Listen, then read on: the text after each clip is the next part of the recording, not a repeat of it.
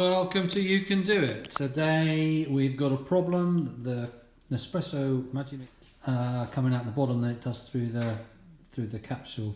So when we just try to do a tiny little espresso machine, it's using nearly the whole container of water at the back there. So obviously there's a fault. However, I've got a feeling it's probably going to be some sort of O-ring seal needs replacing. So before I can go any further on my KTM rebuild, we're going to have to fix our coffee machine, as no one can have any coffee and we can't have that. So let's get cracking. So first it's there, so I'm going to turn it on its side, look. So that looks like just a simple torque bit, so I'm going to take those off of both sides. Those four off. Now it's actually it was really hard to get off, but you have to bear with it. It didn't come off that easy. It was actually really hard to pull off, but I think that's a lot because there was a lot of gunk in there from all this water. It's over. We'll do the other side. Obviously make sure you're not doing this when it's plugged in, because that's stating the obvious, but someone might try and do that. But make sure you've unplugged it. So let's take this off. It was quite hard to get a leverage, so what I actually did was I put a screwdriver under here. I got in there and leave this. This is obviously filthy because it's actually been leaking for quite a while. So I'm going to chuck all this in the dishwasher. This is live, so actually that, by the looks of it, is this part of the panel that's come off inside that. So that's now all open, whereas on this side when I pulled it off, look, I think this panel is still connected here. So that was obviously glued to this side. So I'm just going to get this off. You can see all this coffee staying here, but it looks like that the two cases split. So this is the main power lead. So I'm going to have to take. This is a little cover which goes over there. So I'm going to have to take that off. And I imagine that holds it, helps clip these cases together. So let's take this bit off here. I've got that one off. Just be careful because it's got these little tabs here, look. So you have to push those tabs off and push it down, pull it down there. And next, put a little screwdriver under there and lift up, and then you can lift these off. Remember which side they go, and then you've got this one here. Put a little screwdriver under here.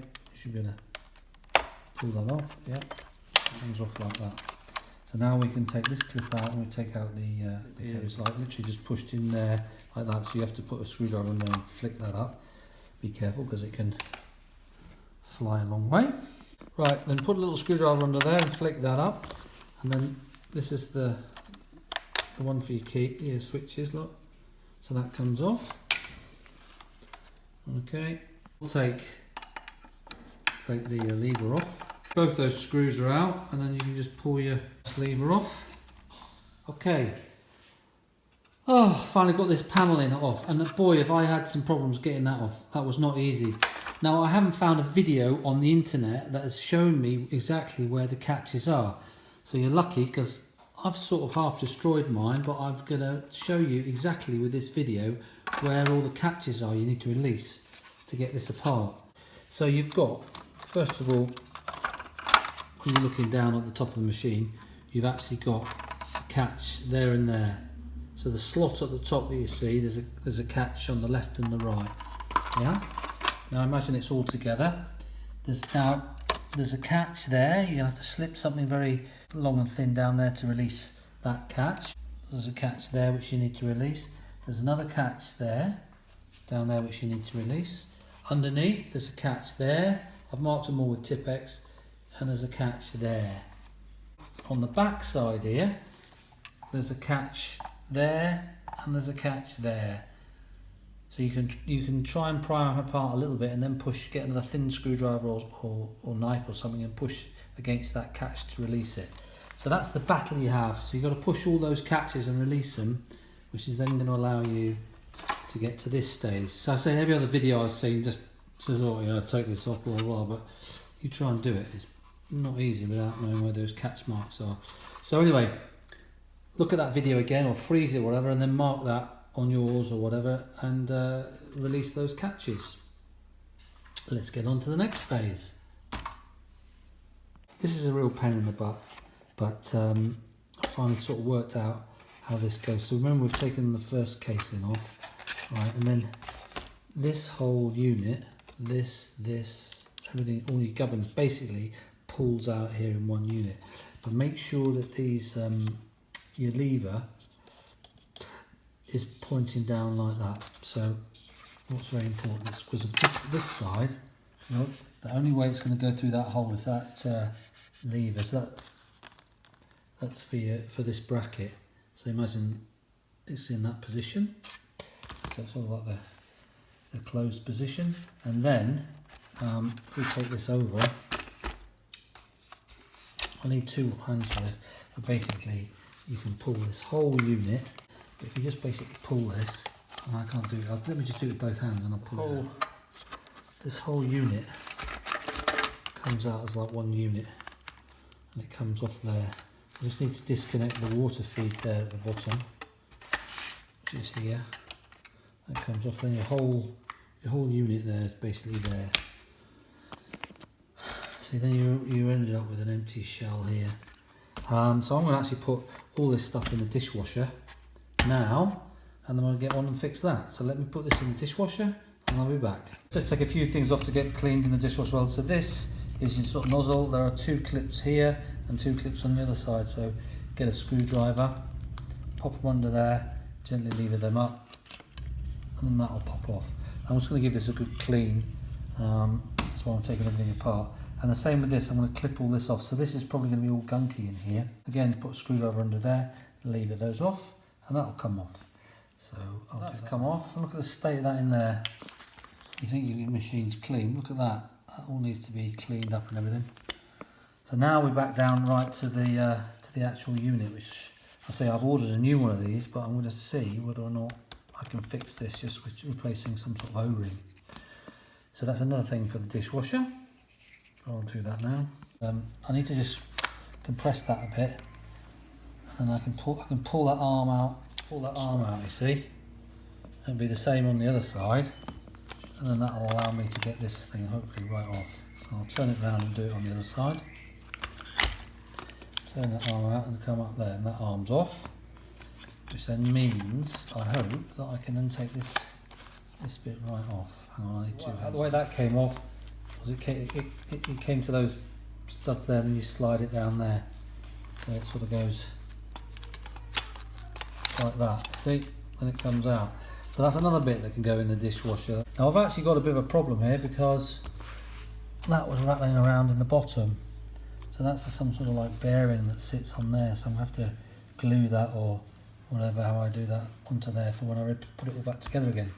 But that's for another day. Be very careful because there's electronics at the back of this, and you don't want to be messing them up. So I need to also clean up all inside here, which I'll do now. So now back to this bit. We've got the other cover off. So now this is the seal, which I think is what's causing the leak. If you look down there, you've got a tiny little spring and a bigger spring. The tiny little spring appears to go up there, and the bigger spring sits on the outside. Now, obviously, if you've got it all apart like this, it's going to be, you've got to make sure you don't lose that. But I've taken, there's the outside spring out. There's the inside spring. And in there, look, is a little... Yeah, hang on a second, Pudge. In there, look, if I pull that out, there's a little plastic thing. Puppy. Yeah? Look what that's. Yeah, that's great. Hello to you too. Right, so you've got those 3 bits, which you have to put back carefully. Now, I've done a little test look, and this will only go in there in one position. And if you notice, that's got a straight edge there, and that straight edge has to be, when you put this back in that hole, it has to be in line with these two pivot points. It has to be in there, and that's the only way that's going to go into. If you take this out or it falls out, you got to make sure you put it back that way, because if you have a look, the end's got a bit of a sort of a hammerhead to it, and it'll only fit in there one particular way. So once it goes in there, it won't turn, so it's not to sort of lock it in there. For some reason, it's got to be in that position when we put it back together again. So I'm going to go off now and try and get myself a new O-ring. Okay, I've got a new O-ring. It cost me 40 cents, 40 euro cents. That's handy, and I've tried that in there. It's a thing, yeah, it does push in and it's a lot harder than the other one. So the one has probably, although it looked alright, was probably buggered. So we're going to start assembling this back again. So this is really important. We've got this to go in first, the spring goes over and then this spring. We've got to make sure that, as I said before, that flat bit is in line with these two, so that it will fit properly in there. So I'm going to try and do that now. So I'm going to put this in here, and then put a little spring on top of it, and the big spring, and then try and push that back in. Okay, that's clipped in there like it should do on that side and that side. So let me go and get the clean bits out of the dishwasher, and we'll start putting this back together again. We've got some of our clean bits, or cleanest bits back. I'm just going to put the this cover back on. It just clips on, there's 4 clips there, and there'll be a bit of a rebound on that if you push your weight down there, and that's just the spring in there. Okay, so now to stick the carriage on, we're going to put the carriage on like that, then the carriage slides down in there nice and tight, and that should hit up against that spring. Yeah, a bit of free. Now we need to push that down so that we can get these arms in, because if you look, you put one of those arms on, so it's about a couple of millimetres, and that's that push. So we have to push this down and then push those arms in at the same time. I definitely need 2 hands for that, so just let me get on and do that. So I've done that. Look, and you can see that they're in now. So we just check it. We need to turn both of these. I need, again, both hands at work, and actually, say, forget about that. Right, there you are. So look, that works fine now. That's it, so it's got a new seal in there and it's all working fine. So, we're all pretty much ready now. Look at this, it slides down here in that bit there, so make sure it slides down there. And again, if you notice the way this has to be fully closed before it will fit in. So let me close this, fully close it. There we are. I'll take these off. I'm just going to put my little light rubbers back on the back there, and then we'll slot it in. Slotted in there. I said make sure you slot it in there. There's a little groove in there. That spring there, make sure that spring, when that goes in, that stops on that shoulder there. And then you just put your little your feeder seal back in, or your feeder thing back in. And now, I reckon I'm ready to go and clip on the other side. Again, as I was trying to explain, on this side, there's only one way for it to go through that hole, and that's when it's fully closed. So if you had that slightly open, then it wouldn't go in. That's why you have to use your handle here to make sure it's fully closed. Okay, I've got my other half. I'm going to leave those markings on there just so you can see where these were all the clips were I mentioned from the first video. I should be able to push that back down. So I'm just going to do that and make sure they're all clipped. Now I'm going to that's all nicely clipped in, and now I'm just going to try and I think that just clips down. So that went in, and then you clip in at the back. And I've got this one here down the bottom. Again, that clips in. That's all good. There we are. That slipped in nicely. Next bit. Next, we'll put our power cable back in.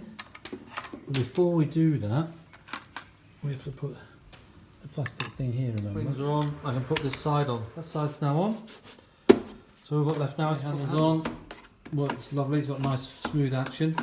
So all now is to get the other bits out of the dishwasher and test them out. Moment of truth, she's plugged in. I've got completely dry tray there. Let's see how we get on. The whole water container of water just to make 1 coffee. So we'll put that under there. Push this scale button and see how we get on. It's already a lot quieter. Oh, that's sweet coffee. And it looks like it's working. Now the main thing to see is how much water is underneath when it's finished. Oh, it's still going. That would have taken me 2 fills of the container to get that much before. Right, that's stopped. Look at that. Lovely. And then let's have a quick look. at the water in the container. And there's none. She's fixed. So, you have done it, we have done it. Hope that's been of help. If you've got any questions or anything, send me a question on the comment and I'll do my best to help. If you like the channel, please subscribe. We're fixing all sorts of things here, from motorbikes to cars to coffee machines to making pizzas. It's a You Can Do It channel. So hope to see you soon. Bye.